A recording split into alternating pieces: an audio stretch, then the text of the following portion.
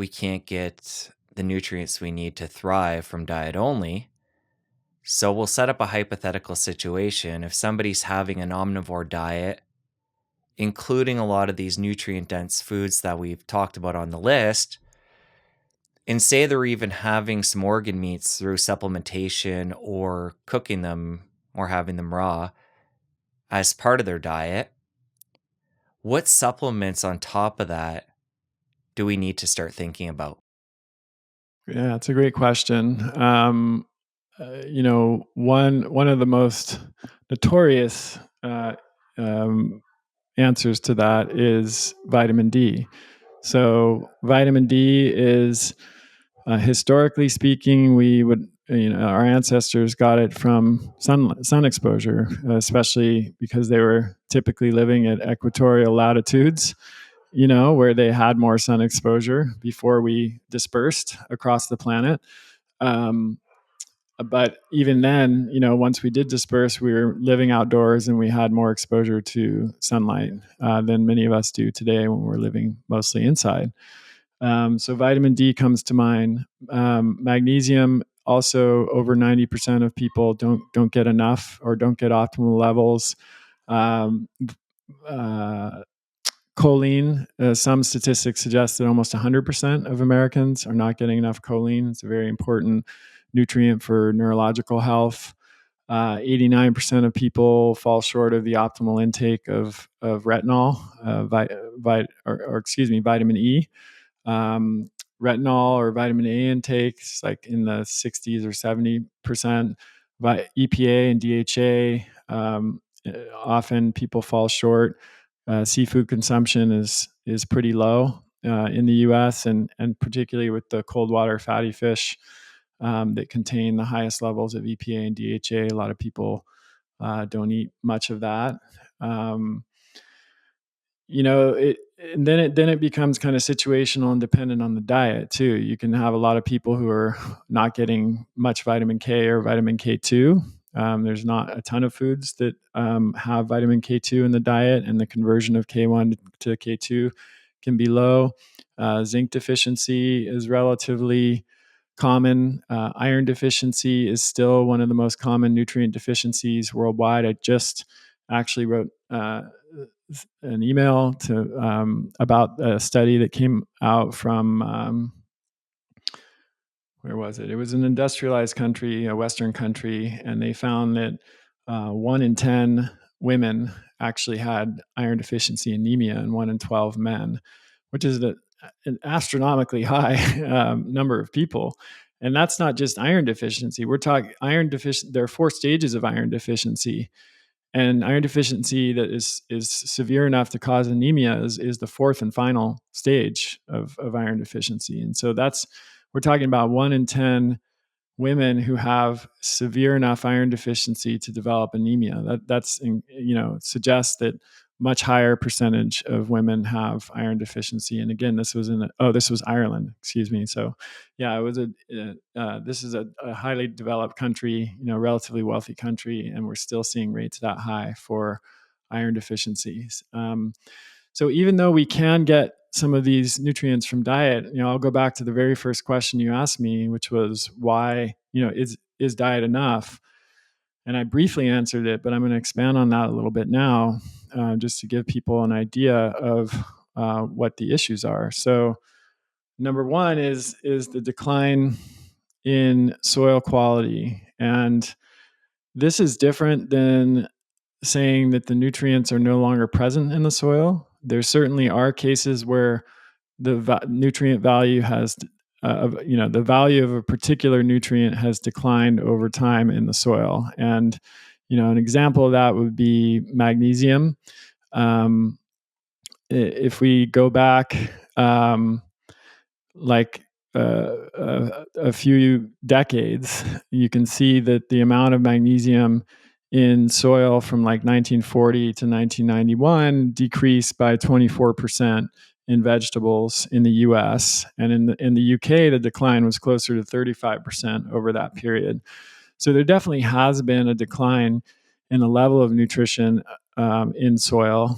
But even more relevant and important than that is that there's been a change to the quality of soil such that the plants are no longer able to extract the nutrition in the soil as efficiently as they were previously. And the reason for that is that we've disrupted the microbiome of the soil.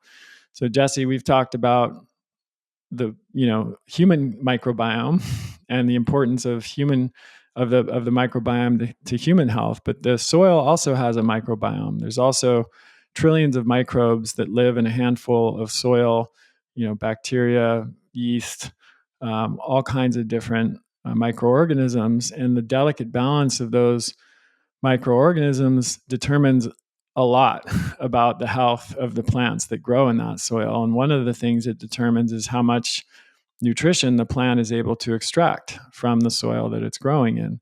And so things like chemical pesticides, fertilizers, herbicides, industrial agricultural methods like tillage, these have disrupted the microbiome of the soil in such a way that the plants don't absorb the nutrition, even the lower amount of nutrition that is in the soil. So that's probably the number one factor. Another factor is the growth of environmental toxins like heavy metals, pesticides, herbicides, organic compounds, bisphenol A, glyphosate, you name it. All of these things can bind to nutrients and prevent their absorption in our bodies. So, unfortunately, these chemicals have become ubiquitous.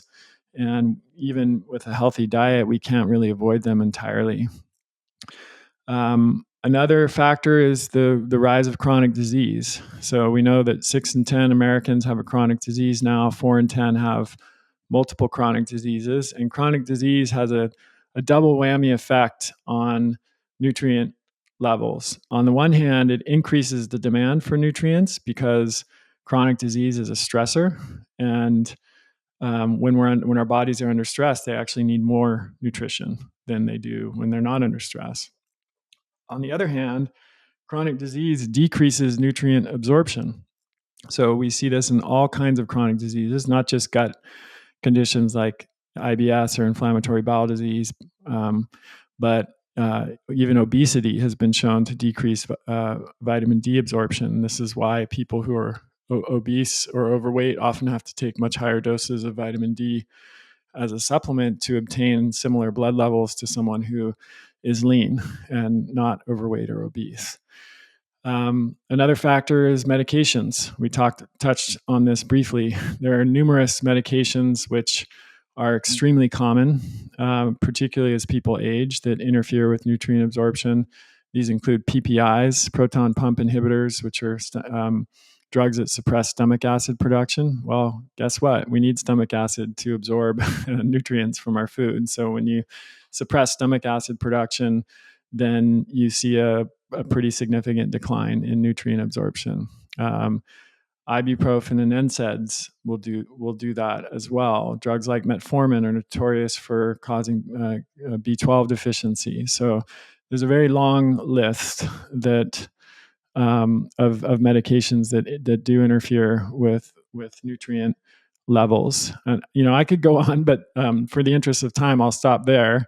Those are the challenges that we're facing in the modern world when it comes to getting all the nutrients that we need from food. So if we understand that, then we begin to understand why it's important to augment our hopefully good foundation of a nutrient dense diet with additional nutrients. And then within that, I will break it down into two categories typically: maintenance supplementation and therapeutic or goal oriented is another way you could put it, supplementation. So maintenance supplementation would be either replacing or augmenting nutrients that we are not getting through our regular diet. So, for a vegan who's getting zero B12, that supplement would replace B12 from their diet completely because they don't have any.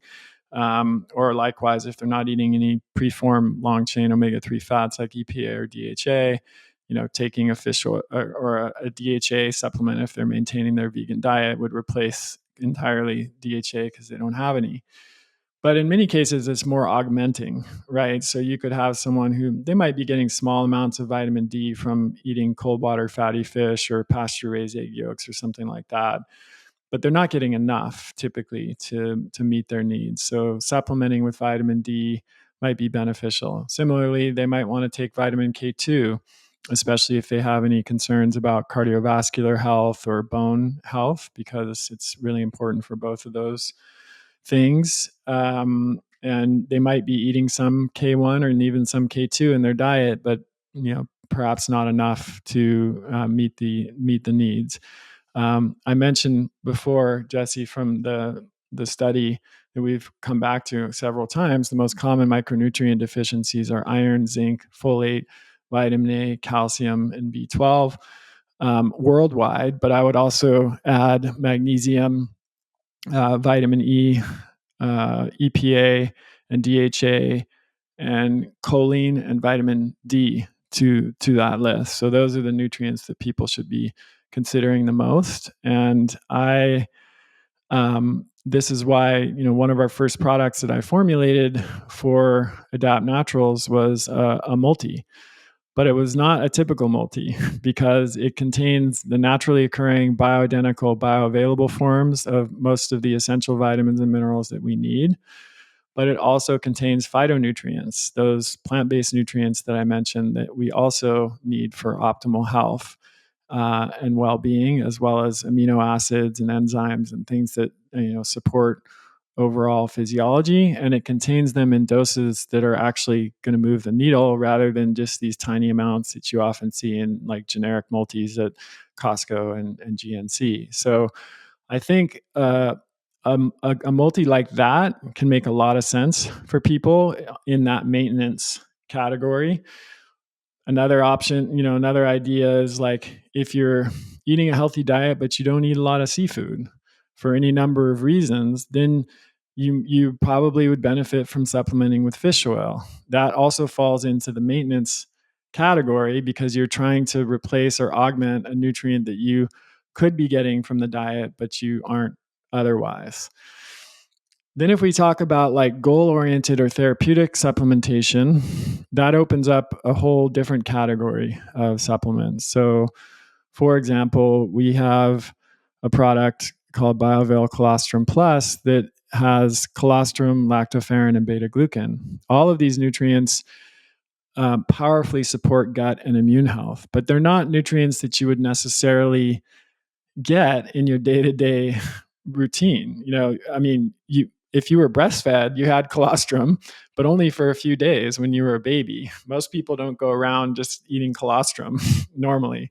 And same, beta glucan also is found in certain foods like mushrooms and yeast, but unless you're eating a pretty significant amount of mushrooms and a lot of people don't generally consume yeast, you're not going to get the level of those of beta glucans that could actually make a big difference in your health. And same with lactoferrin. It's present in dairy and milk. It's present naturally in colostrum, but unless you're eating a lot of dairy products, you're not going to get 100 milligrams, which is what we have in that formula. So that product is not. We're not saying with that product, hey, these are nutrients that you would be normally eating, but you're not because of the modern lifestyle. We're saying, hey, these are nutrients that evidence has shown can be powerfully helpful for your gut and immune system.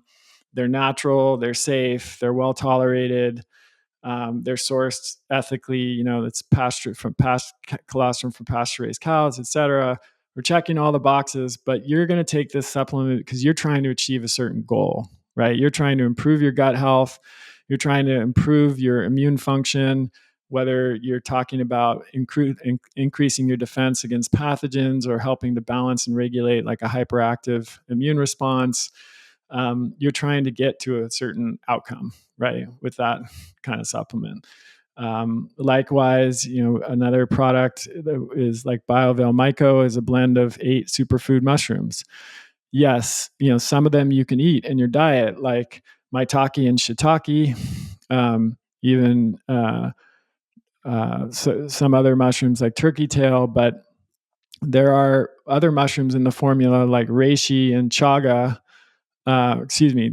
Turkey tail is not great to eat. Lion's mane you can eat, but turkey tail, reishi, chaga, cordyceps are definitely not pleasant to eat. You would not want to eat them. They're either really bitter or tough or chewy.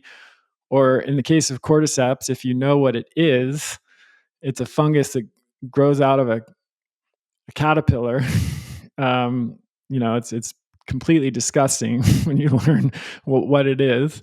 Um, Most people are not going to be eating those normally, but that doesn't mean that you can't take advantage of their incredible health benefits and try, if you're trying to achieve a particular kind of health goal. So that's how I look at supplementation from a broad perspective, is making sure you're taking care of your maintenance needs and then using targeted supplementation to achieve whatever particular outcome that you're going for. One of my favorite Quicksilver Scientific products is their liposomal vitamin C. It's great for immune support, collagen production, and antioxidant protection. The liposome is a great delivery system for effectively getting the vitamin C into your body. Save 15% by clicking the link in the description. And now back to the show. When somebody begins to augment their diet with supplements, what number should they shoot for? Because we have our recommended daily intakes. Are those enough for thriving or just enough to not run into deficiencies? Yeah, that's a good question.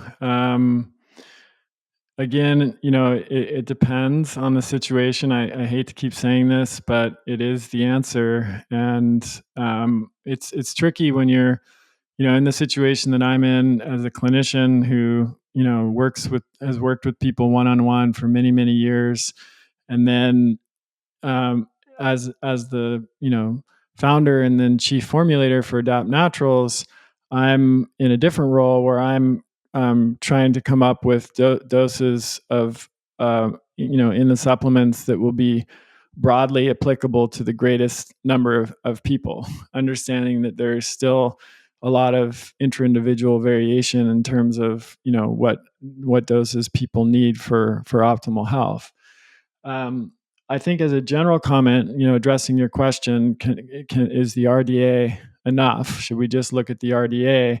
Um, I would say the answer to that question is absolutely not, because the RDA, or recommended dietary allowance, merely represents the daily intake level required to avoid disease. It doesn't represent the nutrient intake that's needed to promote optimal health. And most people don't know this, but RDAs were originally developed during World War II to create nutritious rations for soldiers. They were not targeting like what's the best possible amount of this nutrient for lifelong health. They were trying to answer the question: how much do our soldiers in wartime need to be able to carry on, and not develop malnutrition symptoms? Those are two fundamentally different questions, and then as a result, answers. So the RDAs have been updated since World War II, but they still lack a lot of key information and don't represent the amount of a nutrient that a person needs in order to avoid. They still mostly represent the minimum amount of nutrition needed to avoid a particular disease or health outcome. So, a really good example of this too is that the RDA needs to be continually adjusted based on the underlying factors that go into its calculation. So, body weight is one of them in a lot of cases. And if we look at magnesium, the RDA was for magnesium was last updated in 1997. At that time, the average body weight for an adult male was 166 pounds, and for an adult female was 133 pounds.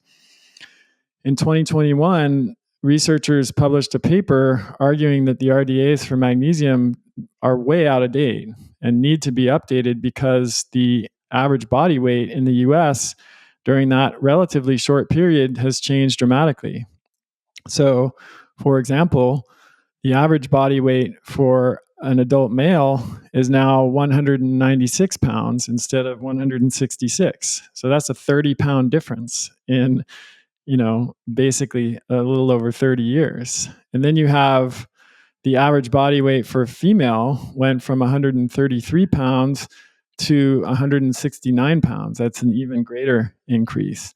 So when you plug in those increased body weights into the formula that's used to calculate the RDA for magnesium, it would go from for the average adult male right now over 30 years old, it's 420 milligrams is the RDA.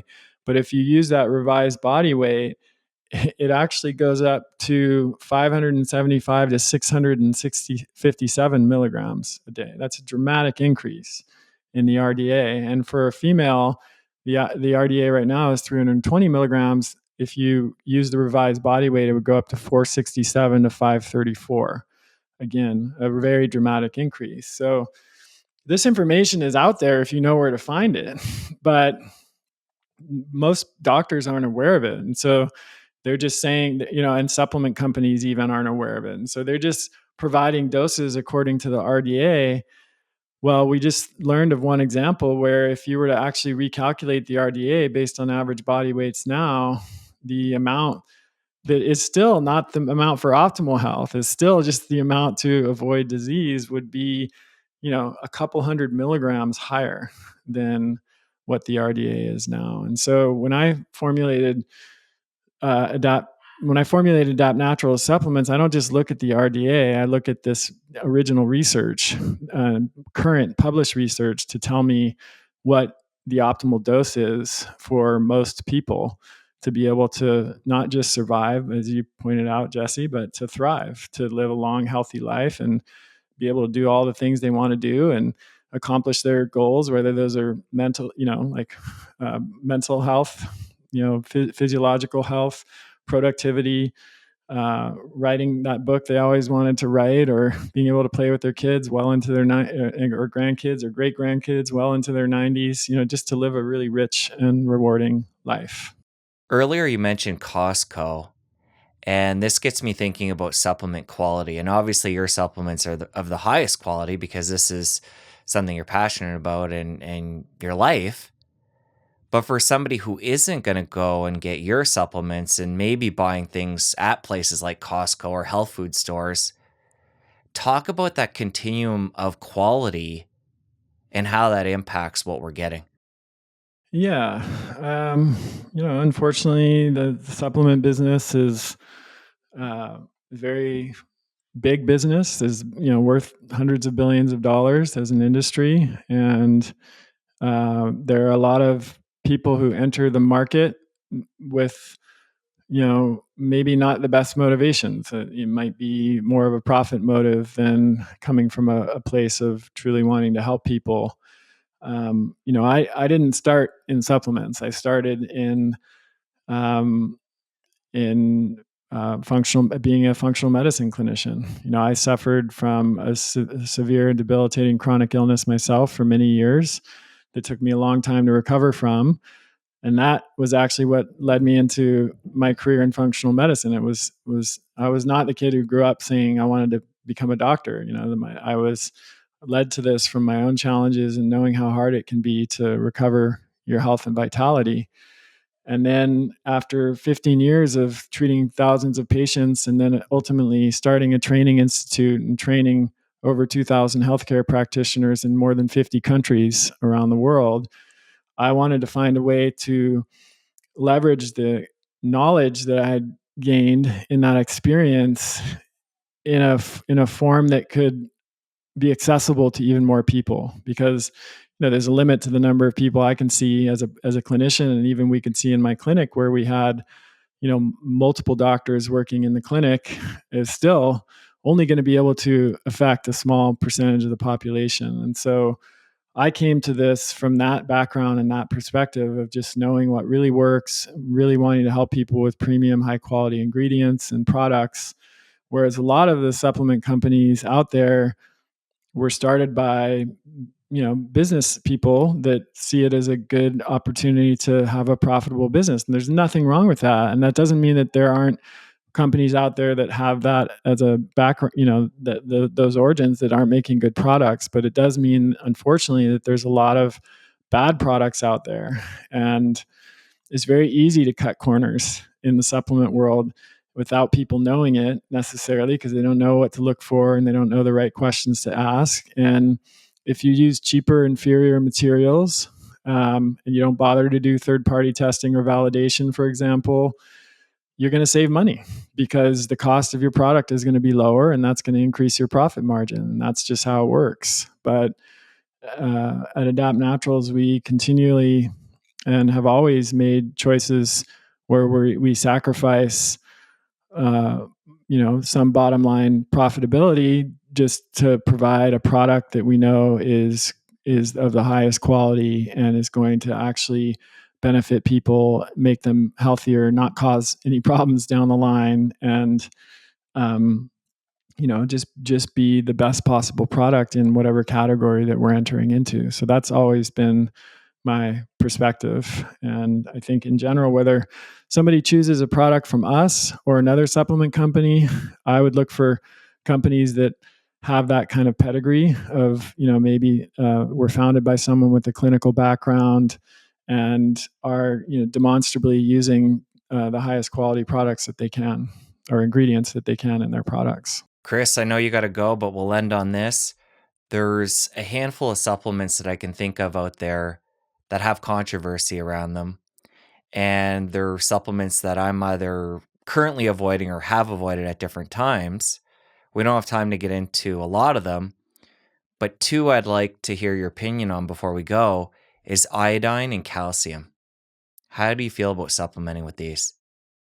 So I'm going to say this for like the 93rd time. It depends. Iodine can be extremely important to supplement with if you're iodine deficient. And if you are getting enough selenium, and perhaps if you don't have Hashimoto's or another autoimmune thyroid condition. However, if any of those things are true, like you're selenium deficient and or you have an autoimmune thyroid condition, iodine supplementation can be challenging and problematic, and should be done under supervision of a healthcare provider, I think. Most forms of calcium actually have not been shown to improve bone health and have been shown to even increase the risk of cardiovascular disease, because the calcium that you take from most forms of calcium on the market ends up in your soft tissues instead of your bones and your teeth where you want it. And that's one of the reasons why we didn't include calcium or iodine in BioVail Multi, because we believe it has to be, individually approached, and that most forms of calcium are not beneficial to supplement with. The exception would be bone meal, hydroxyapatite from actual bones. This is more like eating calcium in food because it's absorbed very slowly. So it doesn't end up as a large bolus of calcium in your blood that then gets shuttled into your soft tissues. It gets more slowly absorbed, and your body knows what to do with it, just like it does with dietary calcium. So, at some point we might do a calcium, bone health product that has that in it. There are a few out there on the market already, but I don't generally recommend typical calcium supplements that you would buy in the store for that reason. If you enjoyed that clip, press here for the full episode. I'll see you over there. Most recent research suggests that over 90% of Americans fall short of the optimal intake of not just one, but several micronutrients. This is also true in other developed countries around the world. So there definitely has been a decline.